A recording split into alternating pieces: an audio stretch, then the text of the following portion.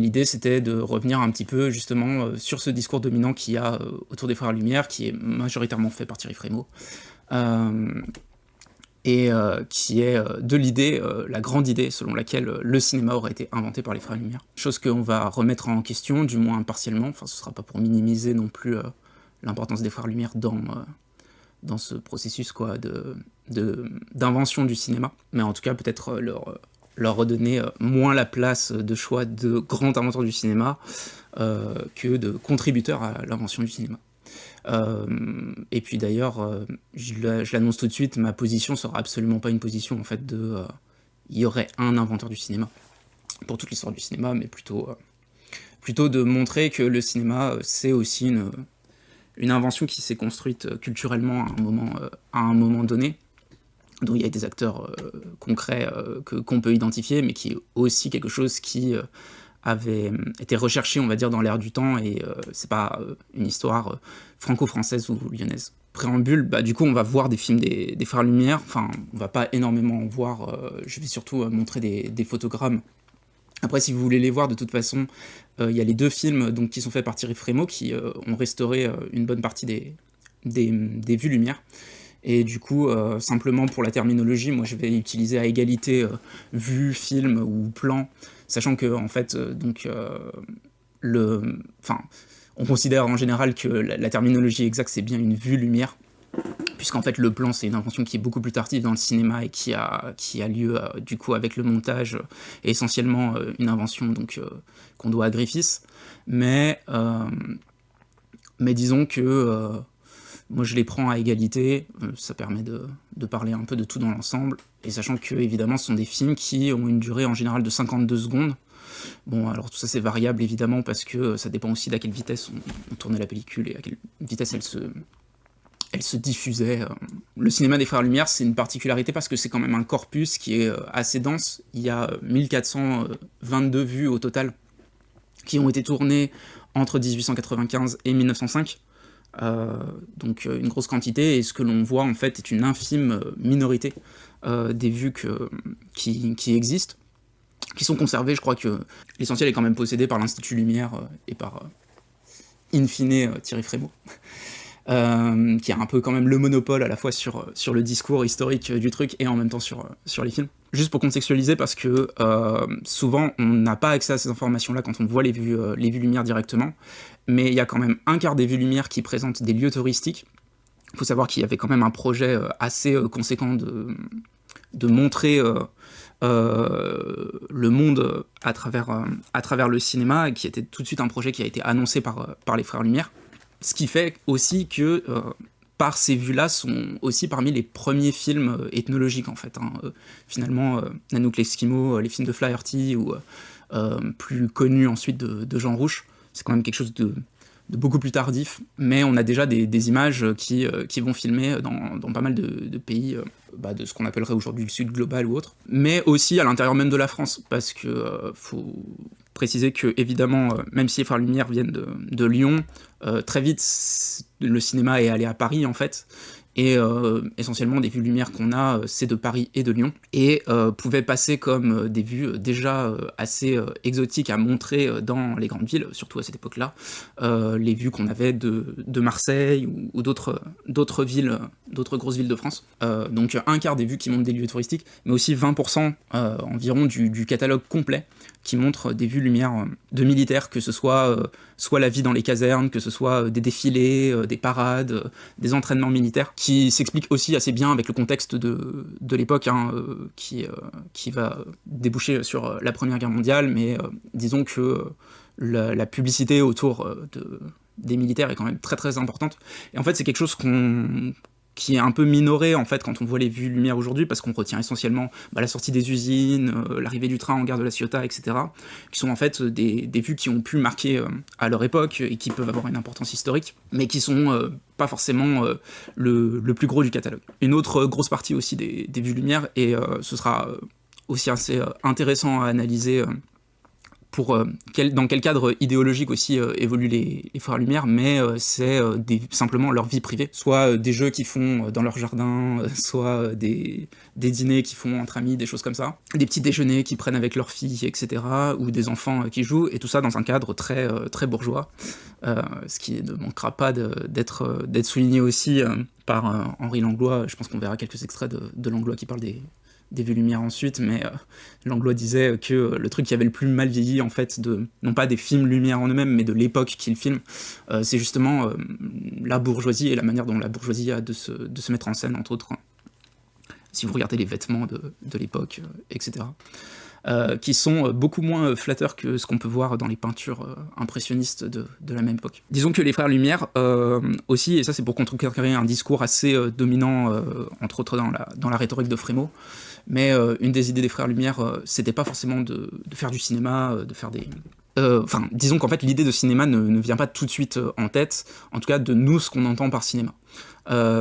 Et les Frères Lumière, c'est avant tout des ingénieurs qui pensent à construire une machine, et qui pensent au profit économique que peut rapporter cette machine. Donc en soi, les questions d'art, de faire des films tels que nous on s'imagine être un film, c'est pas du tout leur problématique. Disons qu'il va y avoir deux axes assez importants. Bon, on connaît la fameuse phrase selon laquelle quand Méliès a vu les premiers films, il voulait acheter le cinématographe, donc la machine vraiment aux Frères Lumière pour faire ses propres films, parce qu'il y voyait un intérêt, et puis bon, après, il y a tout le cinéma que Méliès va développer, cinéma de studio, effets spéciaux, etc. Donc quand il est venu voir les Frères Lumière pour leur demander cette machine, les Frères Lumière auraient répondu que, de toute façon, on vous la vend pas, parce que elle n'est pas prédite à un grand avenir. Bon, la formule est restée célèbre, sachant l'importance que le cinéma a pu avoir dans le XXe siècle. C'est assez ironique, évidemment, mais ça montre bien aussi que les Frères Lumière ne voyaient peut-être pas le cinéma déjà pas du tout sous l'angle de Méliès, ça c'est une première chose, malgré cette opposition, des fois un petit peu facile, mais qui est quand même existante entre Méliès et les Frères Lumière par rapport à l'origine du cinéma, et à deux manières de le concevoir. Le cinéma, il était... pensé par les Frères Lumière d'abord comme une machine qui permettait d'enregistrer le réel, et donc à vertu plutôt technique, vertu plutôt scientifique, et pas forcément à vertu artistique. Et d'autre part, l'autre point qui est aussi important à souligner, c'est que leur projet véritablement de filmer des images du monde et de les diffuser à grande échelle, c'est un projet qui s'inscrit bien plus dans une logique d'actualité filmée que à vertu artistique. Pour autant, ça les empêche pas d'avoir une esthétique, et on verra les points vraiment importants de l'esthétique des Frères Lumière, mais c'est vrai que, disons comme projet de départ, faut voir que la presse illustrée, ça a 50 ans en gros quand le cinéma apparaît.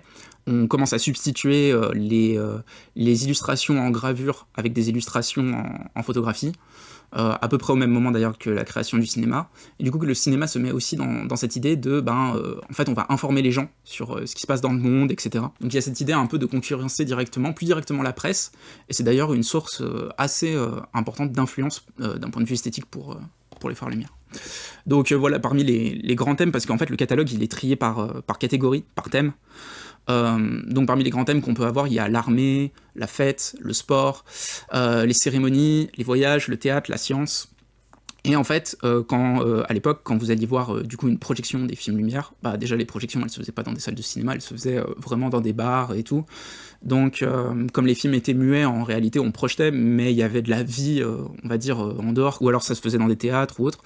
Mais ça veut dire déjà que d'un point de vue du son, en fait, les gens parlaient pendant les films, il n'y avait aucun problème, ils commentaient, oui, ils parlaient d'autres choses, ils regardaient pas forcément ce qui se passait. Quand vous payez pour voir une projection de film Lumière, vous avez un choix de film qui est déjà fait, et qui est fait selon les fameuses catégories du catalogue, quoi. Et en fait, cette filiation qu'il y a vraiment entre les Frères Lumière et la presse illustrée, elle va se retrouver aussi d'un point de vue esthétique. Et du coup, c'est pour ça que, par exemple, c'est totalement faux de balancer des trucs comme le dirait Frémaux, que par exemple les Frères Lumière ont tout inventé du cinéma déjà en amont, déjà parce que c'est une lecture hyper téléologique, ça veut dire qu'en gros vous voyez un changement de cadre, genre par exemple il y a une vue Lumière où les Frères Lumière sont en train de filmer une voiture qui arrive, et ensuite ils recadrent légèrement, ils redéplacent la caméra pour recadrer le plan, et directement Frémaux il voit comme le début du montage. Mais sauf que en fait c'est pas du tout du montage, c'est vraiment juste... il a commencé à filmer d'un point de vue, il l'a changé de l'autre. Alors au sens strict, on pourrait dire que c'est un bout à bout, c'est même pas du montage, parce que justement il n'y a pas de logique de mettre en rapport les images entre elles en fait. C'est vraiment juste un type qui se corrige en fait pendant qu'il est en train de filmer, quoi. Donc voilà, bon ça fait partie des trucs assez typiques que Frémaux peut dire sur les frères Lumière. Et ouais, comme tu le dis Minou, c'est un peu cette idée que c'est Frémaux qui a inventé les frères Lumière plus que les frères Lumière ont inventé le cinéma. Non, en vrai, Frémaux il s'inscrit aussi dans des trucs qui ont déjà été dits avant, et il y a d'autres personnes qui soutiennent, même l'éminent Jean-Luc Godard soutenait que le cinéma avait été inventé par les frères Lumière pour des raisons totalement différentes d'ailleurs que celles de Frémaux, qui sont beaucoup moins historiques mais beaucoup plus poétiques et philosophiques. Puisque d'ailleurs Godard disait que les frères Lumière avaient inventé le cinéma, et qu'il n'y avait qu'eux qui pouvaient avoir inventé le cinéma, parce que le cinéma ça se fait à plusieurs, et que du coup pour inventer le cinéma il fallait être au moins deux. Mais voilà, donc on peut peut-être regarder vite fait esthétiquement à quoi ça ressemble les Lumière, parce qu'il y a un modèle de cadrage qui s'impose de manière très très récurrente. Mais en gros, chez les frères Lumière, vous avez toujours... Enfin, pas toujours, moi d'ailleurs, je trouve que les plus réussis des cadrages des frères Lumière sont pas forcément les plus classiques, on va dire. Mais en fait, vous avez toujours une grande diagonale qui traverse toute l'image. Donc là, clairement, c'est le train. Et cette diagonale, bon, ben, elle va en général partir de... Pas exactement, elle va pas forcément faire du bout de l'image à l'autre angle, mais partir d'un angle si on découpe l'image en tiers. Donc si on découpe l'image en fait comme ça, comme on découpe classiquement les images, pour la composition, en fait on voit tout de suite que la diagonale elle part d'un des angles pour arriver à un autre, et en général sur toutes les images vous allez avoir ça. Alors la diagonale elle peut être dans plein de sens, etc.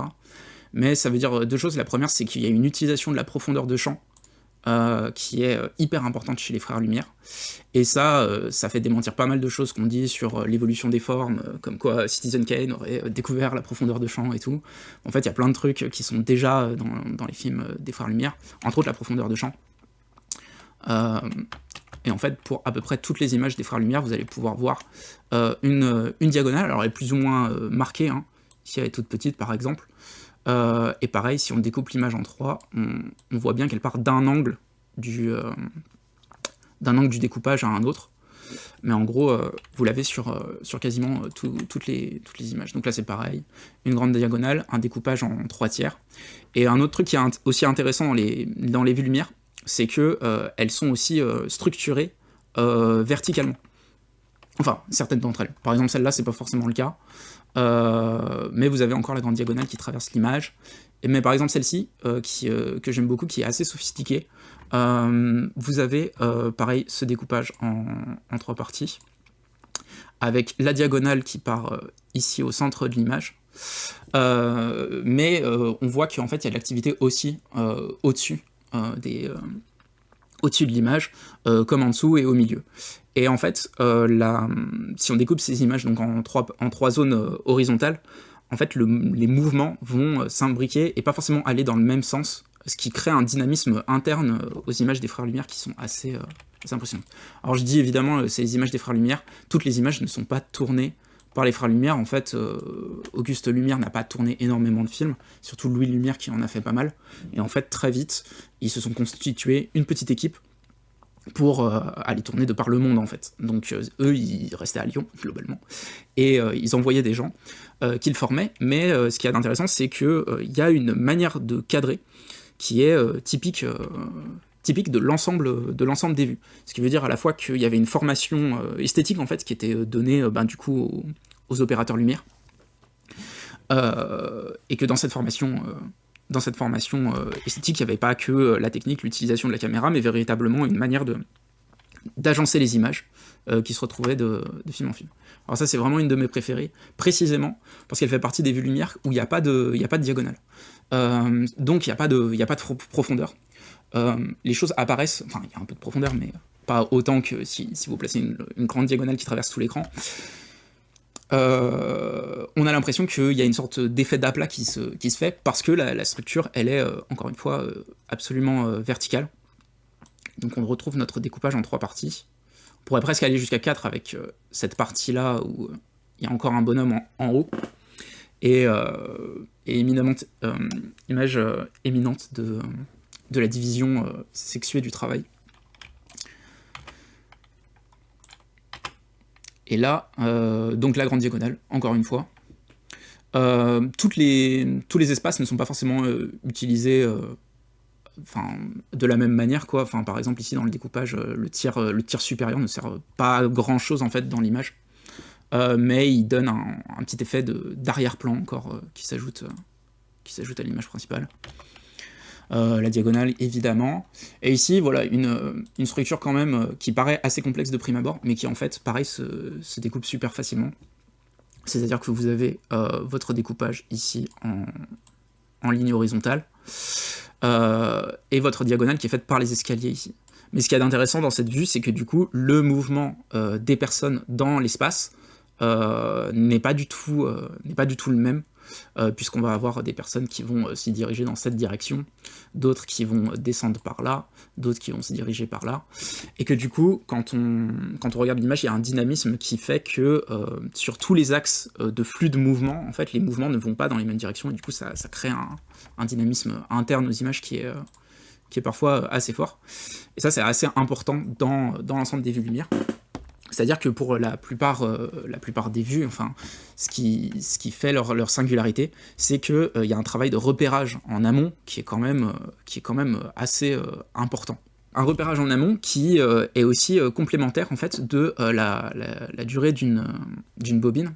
Donc il y a à la fois une conscience du cadre qui est très forte, mais aussi une conscience de la durée qui est expliquée, donc pour les scènes qui sont par exemple plus fictionnelles, comme l'arroseur arrosé, qui est expliqué aux acteurs, mais sinon il y a aussi un chronométrage qui est très très précis, comme par exemple il y a des plans où au début de la vue vous avez un train qui arrive, et à la fin de la vue vous avez un train qui repasse à l'intérieur, qui recrée un mouvement dans l'autre sens.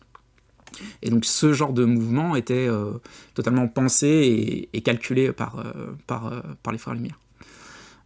Donc ça fait partie vraiment de la compréhension. Donc il y a à la fois la dimension spatiale et la dimension temporelle, qui sont les deux éléments principaux, on va dire, de mise en scène au cinéma de manière générale, quoi. Dans tout ce travail de repérage, il y a aussi le fait que les frères Lumière sont des gens qui, quand ils arrivent sur un lieu, sont très attentifs en fait à un peu la vie du lieu dans lequel ils sont, et ils vont tout de suite chercher des endroits où c'est plein de vie, ce qui fait dire à beaucoup d'analystes en fait qu'il y a particulièrement de la vie chez les frères Lumière. Donc on a dit ici à la fois les mouvements internes qui créent un dynamisme dans l'image, mais en même temps on a l'impression de pouvoir saisir un peu l'esprit d'une époque et d'un lieu, précisément parce que c'est la première chose qu'ils font en termes de repérage. C'est d'aller à l'église, de filmer devant l'église, ça attire du monde, et ensuite ils discutent avec les gens pour connaître un peu le mode de vie du lieu, etc. Et savoir du coup où aller filmer, réfléchir au cadrage, et à quelle heure aller filmer, pour qu'il y ait des trucs intéressants qui se passent en 52 secondes. Je voulais parler un peu aussi de l'esthétique qu'il y a chez les frères Lumière, essentiellement dans la période... Enfin, au moment où ils commencent en fait à sortir et à vouloir aller filmer dans d'autres lieux. Donc là, évidemment, c'est Paris. Pour des Lyonnais, évidemment, Paris, c'est... Enfin, la Tour Eiffel, surtout à ce moment-là, hein, puisque c'est aussi la période des... c'est la période où on fait encore des expositions universelles, des trucs comme ça qui ont une importance assez considérable dans le monde. Et du coup, Paris, forcément, ça peut être un peu exotique pour les Lyonnais. Et il faut aussi considérer qu'à cette époque-là, en fait, il n'y a que la bourgeoisie quoi, qui peut voyager. C'est pas absolument pas le cas des classes populaires, et que le cinéma se donne aussi comme moyen de voyager un peu pour les pauvres, quoi. Les frères Lumière sont complètement dans cette idée-là, mais ce que je trouve intéressant en fait dans la construction des images, de toutes les images en fait touristiques, c'est que on va retrouver la même structure que pour toutes les autres types de cadrage qu'il y a, donc la structure en 3 parties, hein, avec une diagonale, mais ici toujours le monument va être au centre. Et le monument de la ville est toujours le truc le plus important à montrer, donc je peux vous montrer deux ou trois photogrammes là-dessus. Mais en gros, le monument est toujours central, et parce que le monument est toujours central, ça crée tout de suite une impression d'esthétique de carte postale, quoi. Et tout ça vient en fait aussi avec un univers qui est extrêmement colonial. Les idées principales, c'est un peu de valoriser les territoires, soit les territoires où la France ne peut pas aller, ou les territoires où la France est allée. Henri Langlois, donc juste pour préciser, pour ceux qui connaissent pas forcément, c'est le fondateur de la Cinémathèque française, homme très érudit de son temps en termes de cinéma. Et là, c'est un extrait du coup d'un film qui est tourné par Éric Rohmer, où il est là avec Jean Renoir, et ils sont tous les deux interviewés sur la question des films Lumière. Donc voilà, je vous relaisse avec l'extrait.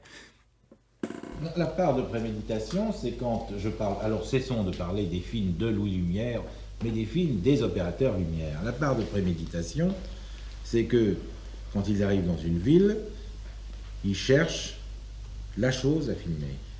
Vous connaissez, sur le plan strictement anecdotique, on va devant l'église pour prendre les habitants de la ville, et puis on les filme, alors comme ça ils viennent tous se voir. Ça c'est strictement anecdotique. Mais quand je dis la chose à filmer, c'est la rue, ou la place, ou le lieu qui se prête le mieux à la prise de vue. Ils arrivent, ils étudient, ils ont tout le temps d'étudier, parce qu'à l'époque, si je me trompe, je crois qu'il fallait filmer de telle heure à telle heure, oui, parce qu'il y avait une question de soleil, donc ils avaient tout le temps d'étudier avant. Ils ne posaient pas comme ça par hasard leur caméra. Ils repéraient l'angle, ils repéraient la chose en fonction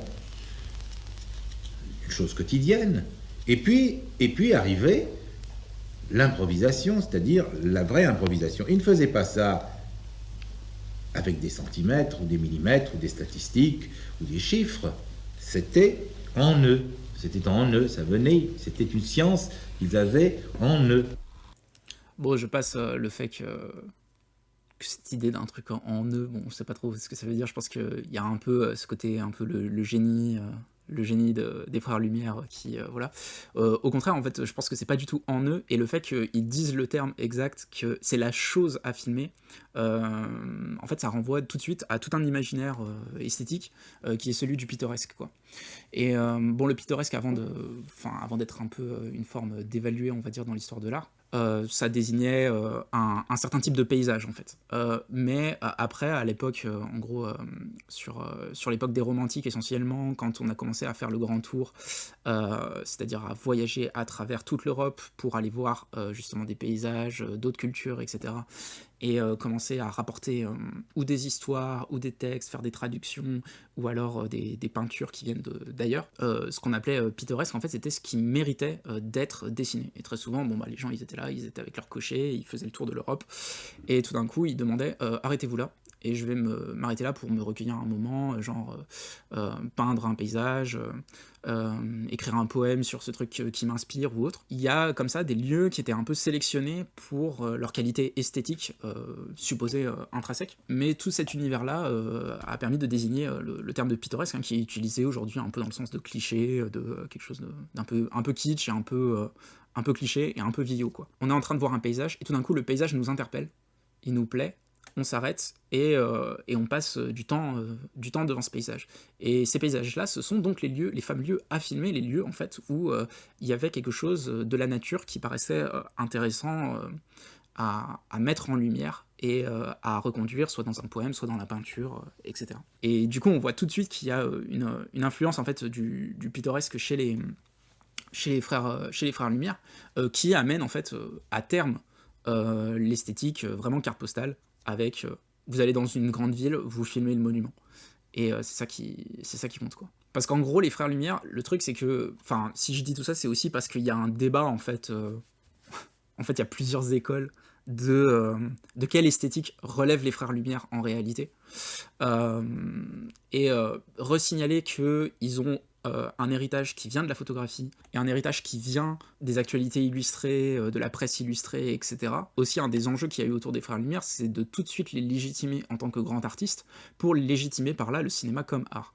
Et en fait, c'est pas forcément l'héritage premier des Lumières, même si, évidemment, on va le voir, il y a clairement des influences aussi picturales très importantes de leur époque. Mais ici, donc, cette vue lumière, là, vous la retrouvez exactement ici. En fait, c'est carrément le même lieu où ça a été photographié. Et ça, c'est une photographie, parmi les premières photographies de sport, d'alpinisme qui ont été faites, quelque chose comme combien 30 ans avant le ciné, 30 ans avant la création du cinéma. Donc voilà, vous avez clairement des influences photographiques, alors que la photographie n'était pas du tout... avait pas du tout un prestige artistique à cette époque-là, donc voilà.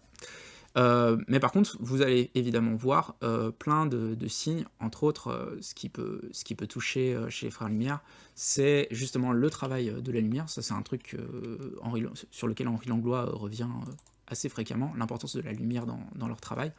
Henri Langlois est plutôt d'avis, par exemple, d'attribuer une esthétique impressionniste aux Frères Lumière.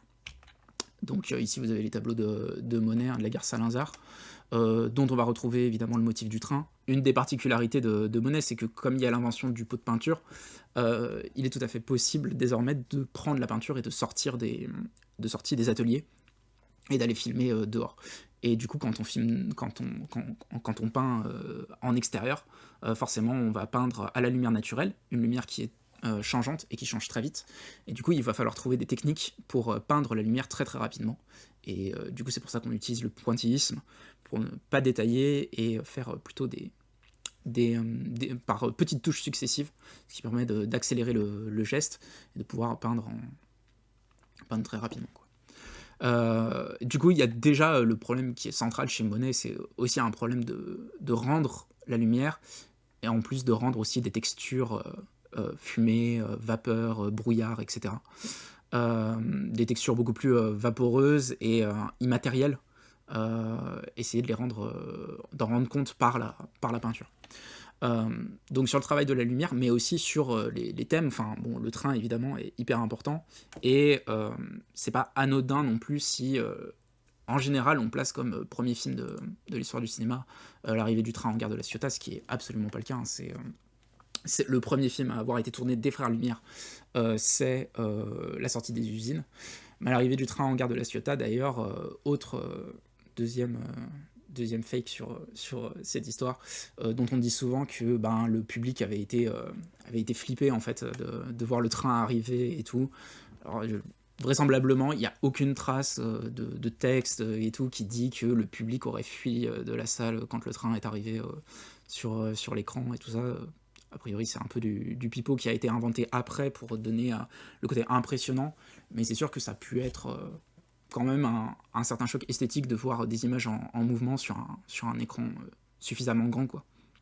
Puisqu'avant, il n'y avait que des jeux d'optique qui n'étaient pas forcément diffusés à l'échelle d'un bar ou d'une salle de théâtre, quoi. Mais le motif du train qui est un motif de la modernité et qui va avoir des analogies très très fortes en fait avec le cinéma qui vont être investies mais jusqu'à aujourd'hui en fait, hein.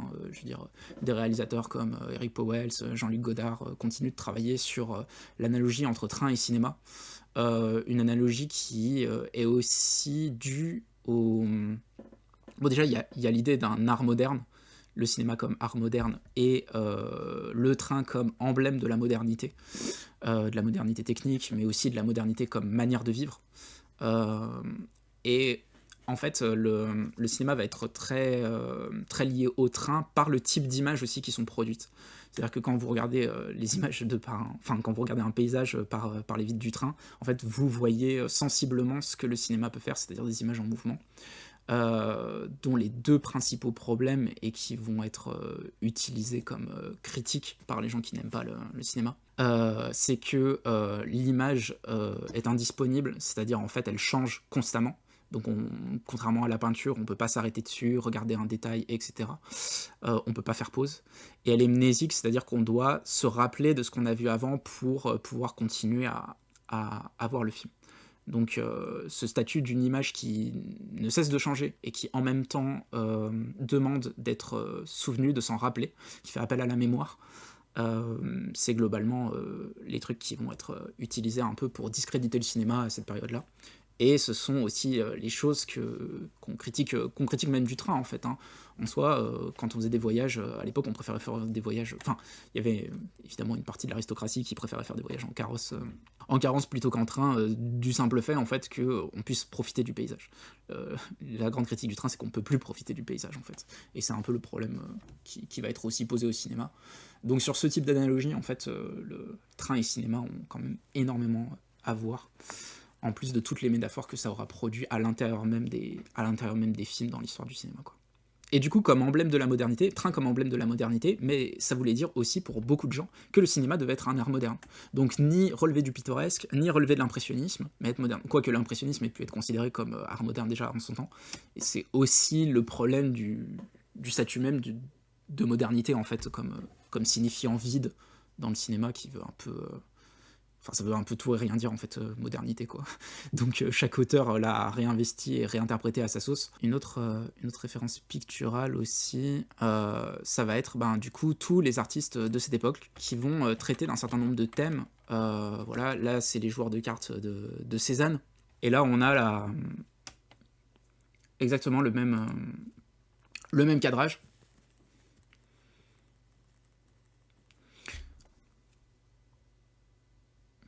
Ici, dans quelque chose de... Enfin, j'y reviendrai, mais en fait, il est pas plus ou moins mis en scène qu'une autre... Mais bon, c'est clairement...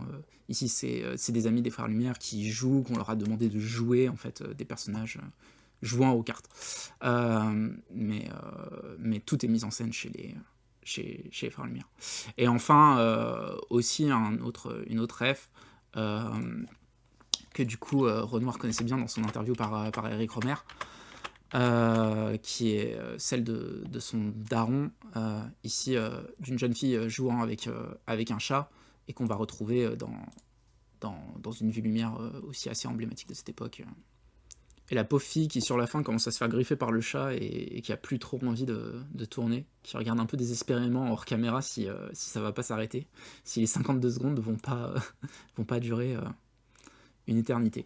Donc voilà, bon, bref, des références picturales assez marquées, en tout cas chez les Frères Lumière aussi, ce qui montre qu'il y a quand même une culture visuelle qui est importante et dominante à ce moment-là. Et je pense que en fait, l'esthétique des Frères Lumière, elle est peut-être moins à comprendre comme héritage de toute cette culture du visuel du 19e.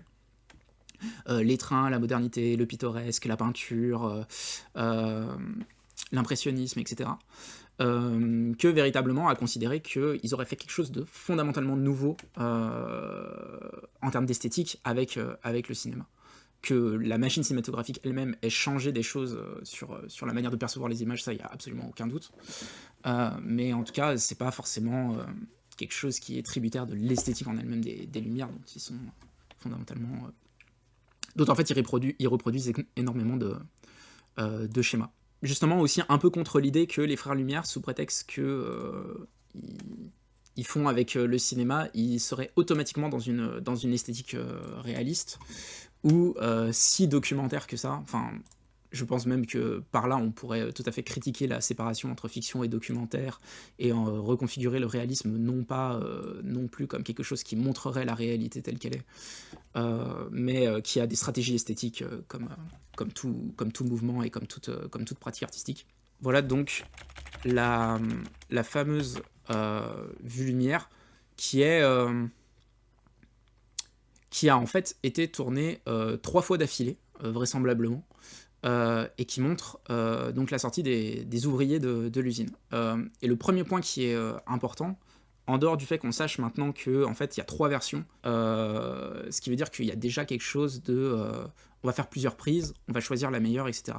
Alors évidemment Frémaux, avec sa grande intelligence téléologique, il va nous dire que en fait les frères Lumière ont inventé le remake, mais qu'est-ce que ça veut dire un remake si tu le sors en fait du contexte de production hollywoodien, ça n'a un peu aucun sens. En gros, on peut dire plutôt qu'en fait ils ont fait 3 fois la même prise, quoi. Qui montre bien d'une part qu'il y a eu peut-être des insatisfactions sur une ou une autre, enfin sur une prise, ou alors qu'ils voulaient sécuriser quelque chose au niveau du tournage, s'assurer que ça fonctionne bien, comme moi avec mon stream. Et le deuxième truc qui est assez important en termes de mise en scène ici, c'est que tous ces ouvriers sont en fait habillés en habits du dimanche.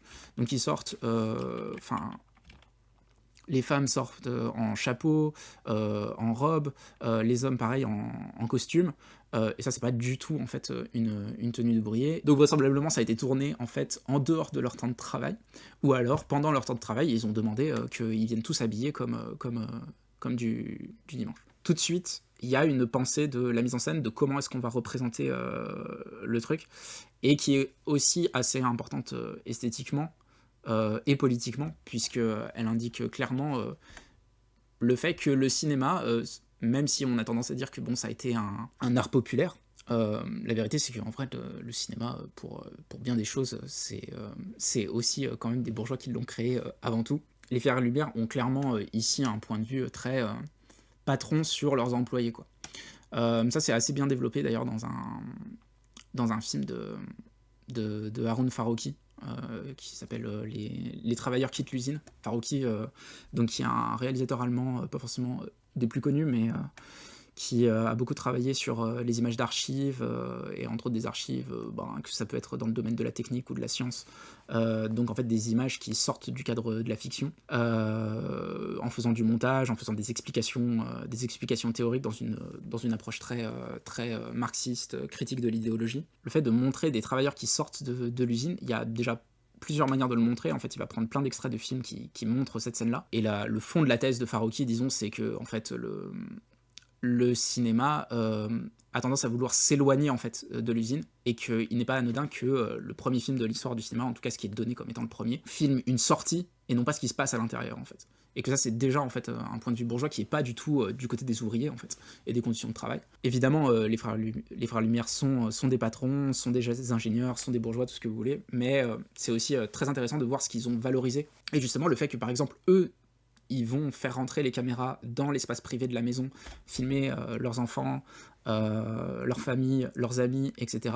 Ça rentre en contact, en confrontation directe en fait avec ce qu'ils ont pu filmer en fait, des ouvriers qui pourtant travaillaient pour eux, quoi, enfin juste à côté de chez eux, quoi.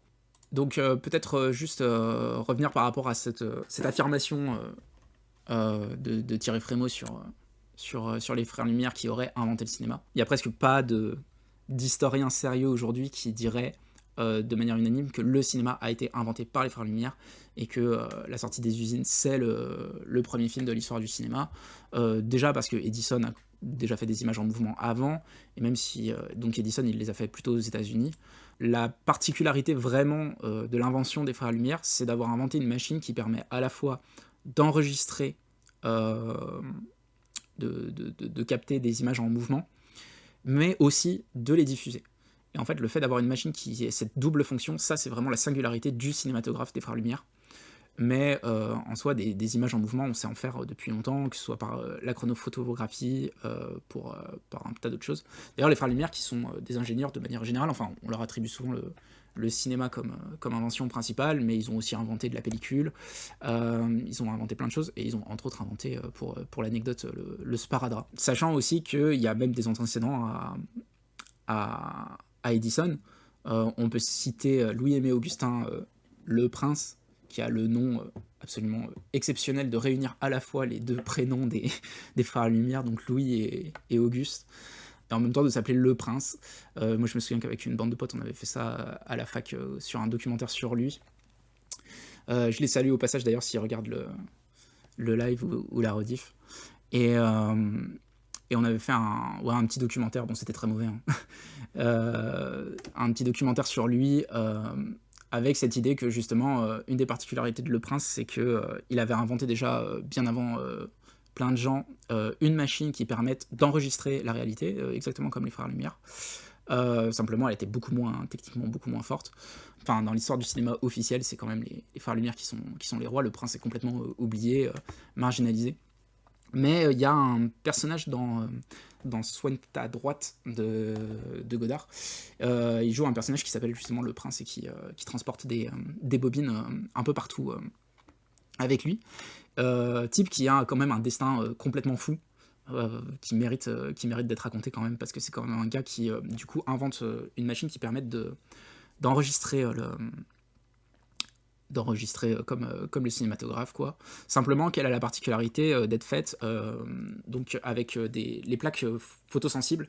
Elles sont fixées avec un cadrage en bois et avec des petits chaînons métalliques. Donc en fait, quand on tourne la manivelle pour pouvoir enregistrer, le déplacement des images se fait beaucoup par à-coups et il n'est pas du tout fluide, contrairement à de la pellicule comme en avait Edison ou comme en ont fait les Frères Lumière, même si la pellicule des Frères Lumière en réalité n'est pas exactement ce qui était voulu, c'était juste un moyen de faire un truc qui marche avec leur machine sans copier Edison, parce qu'il y avait des problèmes de droit et de brevets sur un tas de trucs, même si par ailleurs ils ont inventé aussi de la pellicule 75 mm qu'ils ne pouvaient pas projeter, mais dont vous pouvez voir les films dans la restauration des films par Frémaux. Et donc le prince, il avait inventé cette machine qui fonctionnait pas aussi bien que le cinématographe, mais bon, le cinématographe n'existant pas à ce moment-là, c'était quand même toujours mieux que rien. Et en fait, en gros, son idée, c'était d'aller à Paris, prendre un train pour aller le breveter. Donc il y va une première fois. Et oui, je dis bien une première fois, parce que cette première fois, il se fait voler la machine dans le train. Donc manque de bol. Truc de malade, il retourne chez lui, et il décide, comme le brevet n'est pas passé, mais il devait la porter pour la faire breveter, il l'a plus, de la reconstruire complètement. Donc il l'a reconstruit de A à Z, et même ça lui coûte une blinde, donc il se met dans la merde financièrement et tout, je crois qu'il a des gros problèmes familiaux ensuite qui s'en suivent et tout, crise économique, crise familiale, tout ce que vous voulez. Mais il est déter, donc il y va, avec une deuxième machine. Et là, phénomène exceptionnel entre tous, qui font de ce personnage un héros méconnu de l'histoire du cinéma, c'est que il disparaît complètement. Non seulement là cette fois c'est pas la machine juste qui disparaît, c'est genre lui, et on sait pas ce qui est devenu. Genre on sait pas. Si bien que toutes les théories sont permises, il y a même des théories qui un peu complotistes qui avancent que ce seraient les frères Lumière qui en fait ayant entendu parler qu'il était en train d'inventer une machine auraient fait un coup monté pour en fait le faire disparaître et l'empêcher de breveter sa machine, mais bon, jusque-là, rien n'est prouvé, donc... Bon, enfin, bref, de toute façon, les films de Le Prince, vous pouvez les trouver très facilement sur YouTube ou autre. Souvent, en fait, comme ils durent vraiment moins de 2 secondes, ils sont clairement mis en boucle, donc ça donne un petit effet gif un peu bizarre, mais sinon, vraiment, c'est moins de 2 secondes, donc on est très loin quand même de la performance technique, on va dire, des Frères Lumière, mais qui, je pense aussi, avait beaucoup plus de moyens pour faire un gros truc. Et mais voilà, c'est bien de rappeler un peu cette chronologie-là, quoi. Le Prince, Edison, Lumière. Et évidemment, la grosse différence, la grosse invention quand même des Frères Lumière, c'est de pouvoir projeter les films, quoi. Et là, il y a quelque chose qui s'invente vraiment de la salle de cinéma, enfin un truc c'est un proto-salle de cinéma, quoi.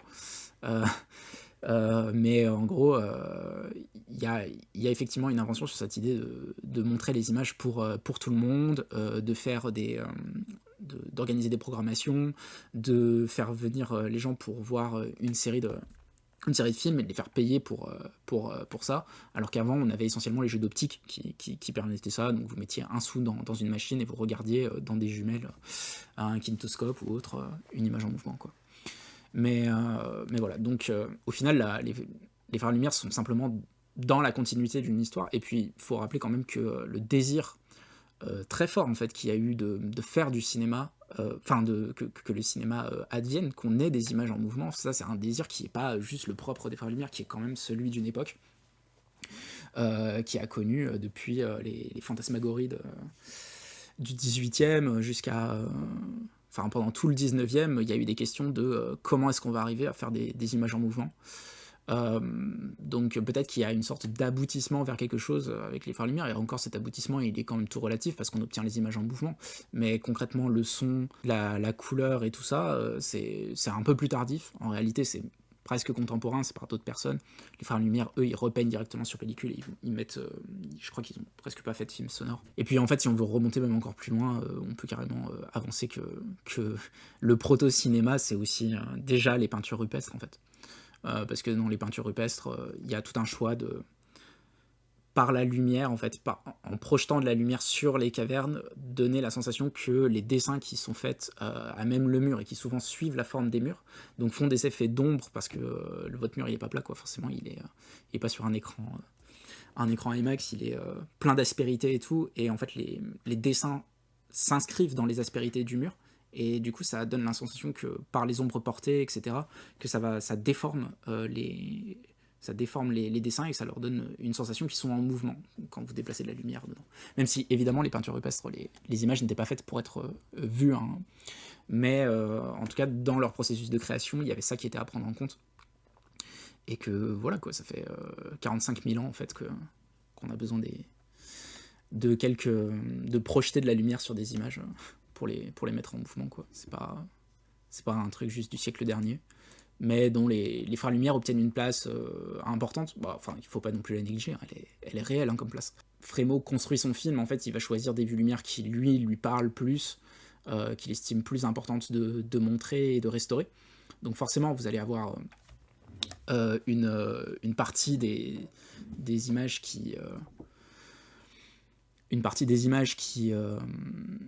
ne sont pas forcément celles qui ont le plus marqué l'époque. Peut-être que rétrospectivement, en fait, on les juge tout à fait différemment.